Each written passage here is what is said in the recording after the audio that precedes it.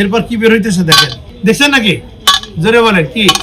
হ্যাঁ, আপেল খাওয়াইতেছিলেন তাই না?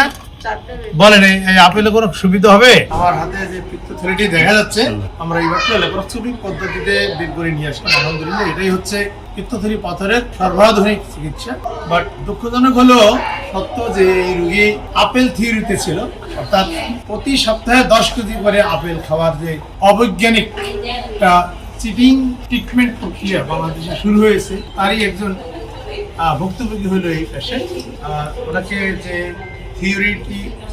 থিওরি বা থেরাপিটি দেওয়া হয়েছে আমি পড়ে দেখলাম, সপ্তাহের প্রথম 3 দিন 1 কেজি করে, পরের 4 দিন প্রতিদিন 2 কেজি করে, 7 দিনে 8 আর 3 11 কেজি, আর সপ্তাহ শেষে আপেল ফ্লাশ বা একটা ব্রোমি কি অলিভ অয়েল নাকি এরকম দিয়ে রোগীদের সাথে প্রতারণা করা হচ্ছে।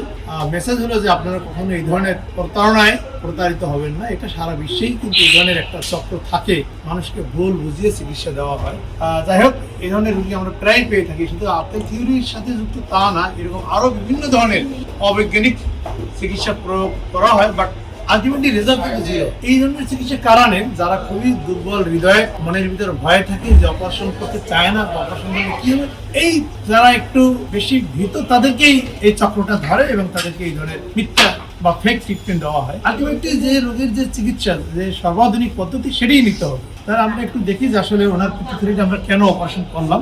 যে কোনো একটি পিত্তথলি অপারেশন করলে শুধুমাত্র পিত্ত রস বের হবে, অর্থাৎ হলুদ কালারের পিত্ত রস।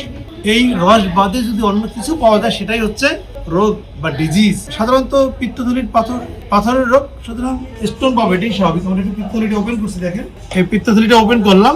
ওপেন করার পর দেখেন প্রথম দিকে পিত্ত রস বের হইলো, এরপর কি বের হইতেছে দেখেন, দেখছেন নাকি? জোরে বলেন কি? হ্যাঁ, আপেল খাওয়াইতেছিলেন তাই না? বলেন এই আপেলে কোনো সুবিধা হবে? বরং এই অতিরিক্ত আপেল প্রয়োগের ফলে রোগীর অন্যান্য অনেক সমস্যা হইতে পারতো। দেখ, আলহামদুলিল্লাহ আপনারা অল্পের ভিতরে বের হয়ে আসছে। গত সপ্তাহে আমি 2 জনের সার্জারি করলাম যারা এরকম ভুয়া ট্রিটমেন্টের শিকার হয়েছে। আশা করছি আপনাদের মাধ্যমে যে মেসেজ দিতে চাই, আপনারা কোনো ভুয়া ট্রিটমেন্টের ভুক্তভোগী হবেন। ভালো দেখেন, খুবই চমৎকার অপারেশন হয়েছে।